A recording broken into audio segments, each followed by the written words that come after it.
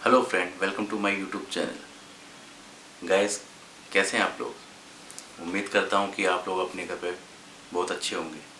आज की वीडियो उन लोगों के लिए है जिनको जिम ज्वाइन किए हुए कुछ टाइम हुआ है, या जिन लोगों को वर्कआउट करते हुए 6 मंथ या 1 ईयर हो गया है। जो बिगिनर है या जिन्हें कुछ टाइम हो गया है, देखा ये गया है कि जब वो पुशअप्स करते हैं तो उन्हें पुशअप्स करने का सही तरीका नहीं पता, पुशअप्स करने का पोस्चर उन्हें नहीं पता। उन्हें ये नहीं पता कि पुशअप्स करते वक्त उनके कौन से पार्ट के ऊपर इम्पैक्ट पड़ना चाहिए।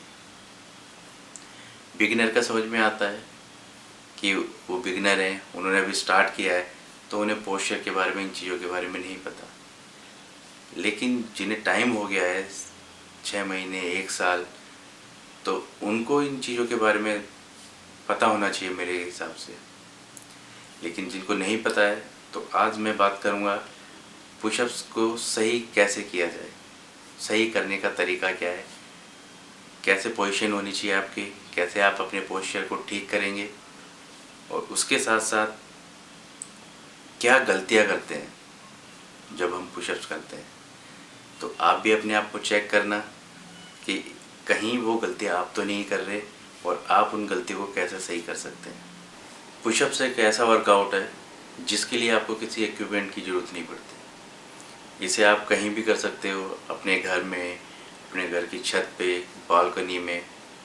इसके लिए आपको कोई ज़्यादा स्पेस की ज़रूरत नहीं है। अगर आप अपना मसल साइज़ बड़ा कर रहे हैं या आप अपना फैट लॉस कर रहे हैं, पुशअप्स दोनों ही वर्कआउट में बेस्ट वर्कआउट है। हमें अपने वर्कआउट में, डेली वर्कआउट में पुशअप्स को ज़रूर ऐड करना चाहिए। पुशअप्स करने से आपकी बॉडी अच्छी शेप में आती है, आपकी आर्म्स की ताकत बढ़ती है, आपकी चेस्ट को ग्रो करता है पुशअप्स। और जो आपका बॉडी पोस्चर है, पुशअप्स करने से आपका बॉडी पोस्चर बहुत अच्छा होता है। ये बेनिफिट होते हैं पुशअप्स करने के। देखा गया है जब लोग पुशअप्स करते हैं तो पुशअप्स करने का उनका पोस्चर ठीक नहीं होता, उनका तरीका सही नहीं होता। पुशअप्स करते वक्त वो बहुत सारी गलतियां करते हैं जो उन्हें नहीं करनी चाहिए। तो चलिए स्टार्ट करते हैं हम आज की अपनी वीडियो को, और देखते हैं वो कौन सी गलतियां हैं जिन्हें पुशअप्स करते वक्त लोग करते हैं, और पुशअप्स करने के सही तरीके को जानें, और अपने आप को भी आप देखें कहीं वो गलतियां पुशअप्स करते वक्त आप तो नहीं कर रहे।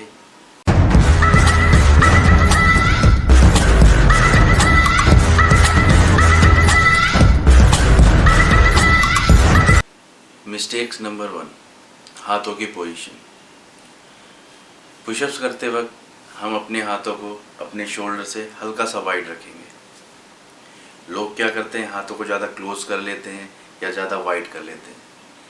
लेकिन हमें अपनी पोजीशन शोल्डर से हल्की सी वाइड रखनी है अपने हाथों की, और जो हमारा बॉडी वेट होगा वो हमारे हाथों से लेके हमारे पैरों के पंजों पे सीधा टेक ऑफ पोजीशन पे होगा।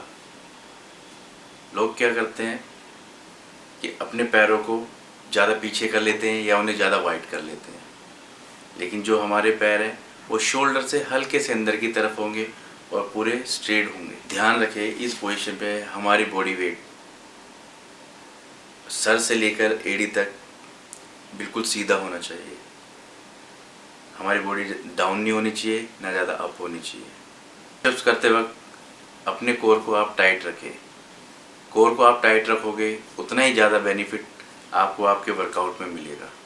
धीरे धीरे कोहनी को मोड़ते हुए अपनी बॉडी को जब तक नीचे लेकर जाएं, जब तक आपकी कोहनी 90 डिग्री तक ना आ जाए। इसके बाद जैसे आप नीचे गए थे वैसे ही अपने हाथों की मदद से आपको अपनी बॉडी को पुश करना है और धीरे धीरे ऊपर की तरफ आना है। और जब आप ऊपर आ रहे हो तो आपको अपनी ब्रीथ को आउट करना है।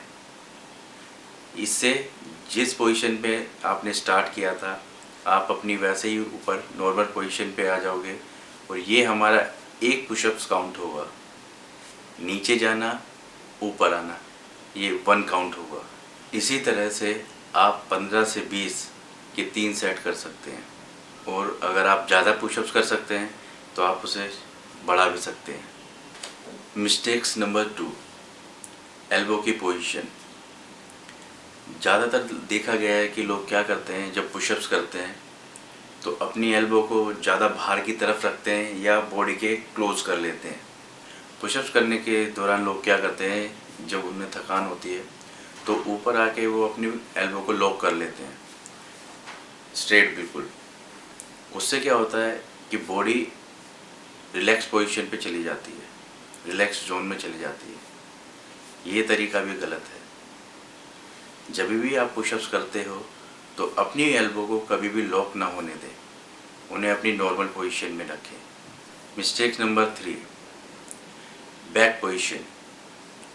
लोग पुशअप्स करते वक्त क्या करते हैं कि अपनी बैक को या तो ऊपर की तरफ रखते हैं या अपनी बैक को ज़्यादा नीचे ले जाते हैं। उससे क्या होता है कि आपका पुशअप्स करने का कोई फ़ायदा नहीं होता, उसका कोई बेनिफिट नहीं मिलता, उल्टा आपको बैक की इंजरी हो जाती है। पुशअप्स करते वक्त हमें क्या करना है कि अपनी बैक को बिल्कुल स्ट्रेट रखना है, बिल्कुल स्ट्रेट। हमारी चेस्ट अप रहेगी और हमारी जो पोजीशन होगी एक टेक ऑफ पोजीशन होगी, जैसे एक प्लेन टेक ऑफ करता है। मिस्टेक्स नंबर 4, नेक पोजीशन। कुछ लोग क्या करते हैं, जब पुशअप्स करते हैं तो अपनी नेक को नीचे की तरफ झुका लेते हैं। उससे क्या होता है कि जब अपनी नेक को नीचे झुकाते हैं तो सारा लोड उनकी नेक के ऊपर आ जाता है और उनकी नेक पेन करने लगती है। इसके साथ ही साथ आपको स्पाइन की भी प्रॉब्लम हो सकती है। तो आप ध्यान रखें, जब भी आप पुशअप्स करें तो आप अपनी नेक को बिल्कुल स्ट्रेट रखें, सामने की तरफ देखें। मिस्टेक्स नंबर 5, पैरों की पोजीशन। लोग वर्कआउट करते वक्त क्या करते हैं, जब वो पुशअप्स कर रहे हैं तो अपने पैरों को वो ज़्यादा वाइड रखते हैं, अपने शोल्डर से बाहर की तरफ। हमें करना क्या है कि जब आप पुशअप्स कर रहे हो तो आप अपने पैरों को बिल्कुल शोल्डर से हल्का सा अंदर की तरफ रखें, जिससे आपकी पोजीशन एकदम स्ट्रेट रहेगी और आपके पैर बाहर की तरफ नहीं जाएंगे, तो आपके शोल्डर के ऊपर ज़्यादा लोड नहीं आएगा। Mistakes number 6, full range of motion. लोग क्या करते हैं पुशअप्स करते वक्त, जब पुशअप्स कर रहे हैं तो डाउन जाते हैं तो बीच में रुक जाते हैं, वो पूरा नीचे नहीं जाते। हमें पुशअप्स करते वक्त पूरा डाउन जाना है, नीचे जाना है, हमारी चेस्ट फ्लोर के क्लोज होनी चाहिए। और जब हम ऊपर आ रहे हैं तो ऊपर आते वक्त भी हमें पूरा ऊपर आना है कि हमारी एल्बो बिल्कुल सीधी हो। बस ये ध्यान रखना है कि हमारी एल्बो लॉक नहीं होनी चाहिए, क्योंकि मैंने बताया था अपने पिछले पॉइंट में कि आप लॉक करोगे तो हमारी जो बॉडी है वो रिलैक्स जोन में चली जाती है। तो हमें अपनी एल्बो को लॉक नहीं करना है। और आप पुशअप्स कर रहे हो तो आपकी चेस्ट के साथ साथ आपके आर्म्स भी ट्रेन होते हैं। तो ये 2 बेनिफिट आपको एक ही वर्कआउट में मिल जाते हैं। Mistakes number 7, speed. जब हम वर्कआउट करते हैं, पुशअप्स करते हैं, तो कुछ लोगों को देखा होगा कि वो पुशअप्स करते वक्त अपनी स्पीड को बहुत ज़्यादा रखते हैं, वो फटाफट फास्ट पुशअप्स करते हैं। लेकिन जब आपको आपकी चेस्ट को शेप देना है, उसको ग्रोथ करना है, तो आपको पुशअप्स धीरे धीरे करने हैं। आप आराम से नीचे जाएं, आराम से ऊपर आएं, उससे आपकी चेस्ट अच्छी ग्रो करेगी, आपको अच्छा रिजल्ट मिलेगा। और जिन लोगों को आपने देखा है कि वो फास्ट पुशअप्स करते हैं, वो एक ट्रेन होते हैं, उन लोगों को टाइम हो गया होता है वर्कआउट करते हुए काफ़ी टाइम, तो उन्हें सिर्फ अपनी मसल को वार्म करना होता है किसी वर्कआउट के लिए। लेकिन आप बिगिनर हो, आपको पुशअप्स करने का सही तरीका नहीं पता, तो आप जितना स्लो वर्कआउट करोगे, पुशअप्स को जितना स्लो करोगे, उतना ज़्यादा बेनिफिट आपको मिलेगा। मिस्टेक्स नंबर 8, लोग जब पुशअप्स कर रहे होते हैं या कोई भी वर्कआउट करते हैं तो उन्हें सांस लेने का तरीका नहीं पता कि उन्हें कब अपनी सांस लेनी है, कब अपनी सांस छोड़नी है। आप जब भी पुशअप्स करें, जब आप नीचे की तरफ जा रहे हैं तो आपको सांस लेनी है नाक से, और जब आप ऊपर की तरफ आ रहे हैं आप धीरे धीरे ऊपर आएंगे और अपनी सांस को छोड़ते हुए आएंगे। इन दोनों चीज़ों को आपको हर वर्कआउट में ध्यान रखना है।